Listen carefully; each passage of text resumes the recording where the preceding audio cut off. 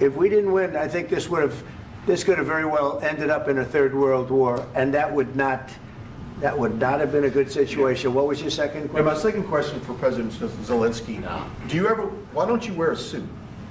You're at the highest, why don't you wear a suit? You're at the highest level in this country's office, and you refuse to wear a suit. Just want to see if do you own a suit? Yeah, problems. A lot of Americans have problems with you not Really? respecting I the don't have dignity of this such- office. I will wear a costume after this war will finish. Okay. Yes, maybe one. Maybe something like this? something like Yes, yours. sir. Yes. That'd be great. Maybe something better. I don't know. We will see. Maybe something cheaper than. Yeah. Thank you. Thank you. President Thank Trump. you. Thank you, President Trump. You said yesterday that you have. Are you going to send more arms to Ukraine in case there's no peace? Yeah, we're going to have arms to Ukraine, yeah, sure. Hopefully I won't have to send very much, because hopefully we're going to have it finished. We're looking forward to finishing this quickly. We're not looking forward to sending a lot of arms. We're looking forward to getting the war finished so we can do other things. But we very much appreciate the agreement, because we needed what they had, and we're treating, our country is now treated fairly. Biden didn't do that. He didn't know what the hell he was doing. This should have never happened. This should have never started. But, sure, the answer is yes, but hopefully we won't have to send much, because I'm looking forward to getting it done quickly, very quickly. Does that mean you'll provide security guarantees, Mr. President? I don't want to talk about security yet, because I want to get the deal done. You fall into the same trap like everybody else. A million times you say it over and over. I want to get the deal done. Security is so easy. That's about 2% of the problem. I'm not worried about security. I'm worried about getting the deal done. The security is the easy part. Security is very nice. Everybody stops shooting. And now will Europe put people there? I know France is going to. I know the UK is going to. I know other countries are going to, and they happen to be right next door. We haven't committed, but we could conceivably. We have security in a different form. We'll have workers there digging, taking the raw earth so that we can create a lot of great product in this country. So in that sense, you have something, but we haven't determined that yet. I will say, in speaking to France and in speaking to, and they were here, as you know, last week and just the other day, they have committed to a lot of security. I don't think you're going to need much security. I think once this deal gets done, it's over. Russia's not going to want to go back, and nobody's going to want to go back. When this deal ends, I really believe this deal is going to be over. Question? Yeah, please go ahead. Thank you. Go ahead. Thank you so Mr. much. President, thank you. You had Mr. Macron and Keir Starmer at the White House this past week, both of whom praised your courage and conviction to lead the pathway towards peace. Yes. Part of that involved, though, re-engaging Russia in diplomatic relations, something that previous leaders lacked the conviction to do so. What gave you the moral courage and conviction to step forward and lead that? Well, I love this guy. Who are you with? One American News, sir. Well, that's why I like him. One American News does a great job. I like the question. I think it's a very good question. It's a pathway to peace. It's a pathway to getting something solved. And I feel that as the head of this country, I have an obligation to do that. Plus, we're very much involved. We got involved. It's too bad we got involved, because there should have been no involvement, because there should have been no war.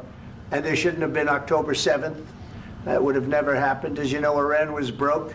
They had no money to give to Hezbollah. They had no money to give to Hamas. They were stone cold broke. And then under Biden, they became rich as hell. They went from no money to $300 billion in a period of 4 years. And they gave a lot of that money away, and you see what happened. And that's a real mess also that we hope to be able to solve. But no, I appreciate your question very much. I feel I have an obligation to try and do something to stop the death. If I can answer. Yes, if I can answer. Please, Sorry. go ahead. Please. And I do like your clothing, by the way. Yeah, really? Even though I think he's a great guy, by the way. But I don't know if you two like each other. But you know what?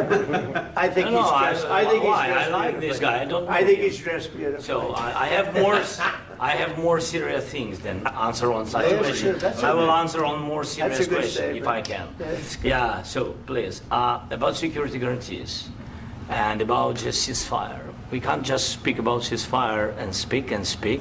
It will not work. Just ceasefire will not never work, because I'm like a president. I have this experience, and not only me. Ukraine before my presidency, from the 2014, Putin broken 25 times.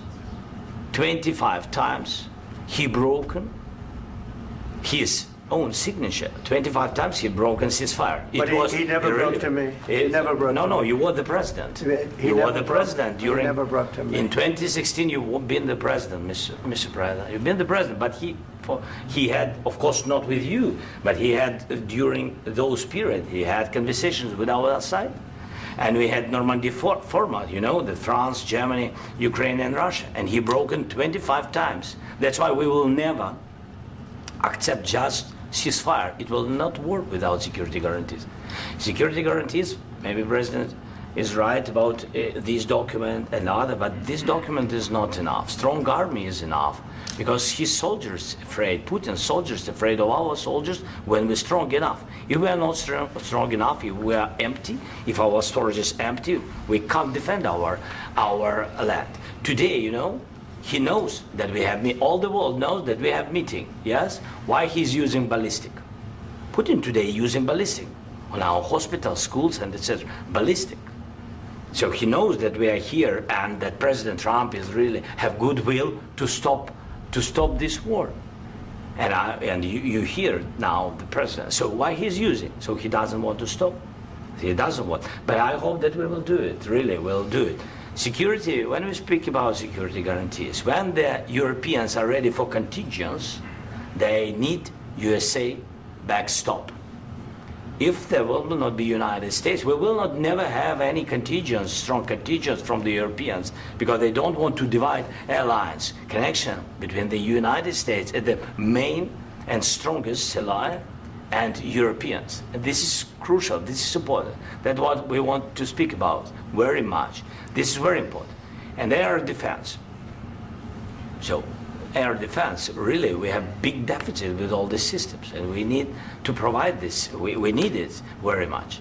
Otherwise, Putin will never stop, and will go further and further. He doesn't want. He hates us. You know, it's not about me. He hates Ukrainians. He thinks that we are not a nation.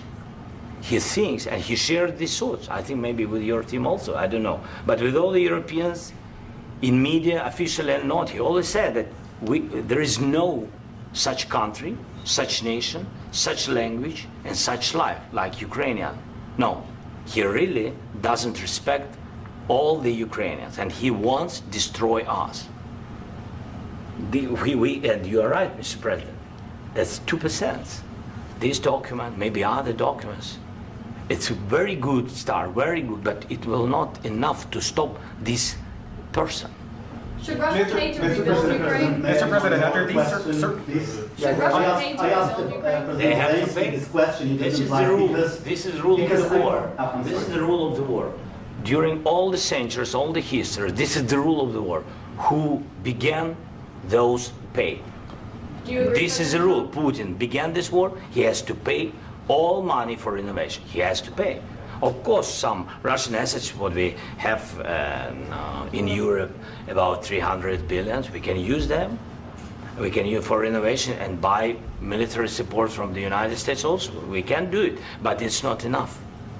It's not enough. President, under these circumstances, do you envision a trilateral summit with Because I want Putin to and know- President Zelensky? Wait 1 second. I asked this question that you didn't like because I wanted to know if you want to position yourself in the middle between Russia and Yes. Ukraine, or on the Ukraine's No, I'm in the middle. I want to solve this thing. I'm for both. I want to get it solved.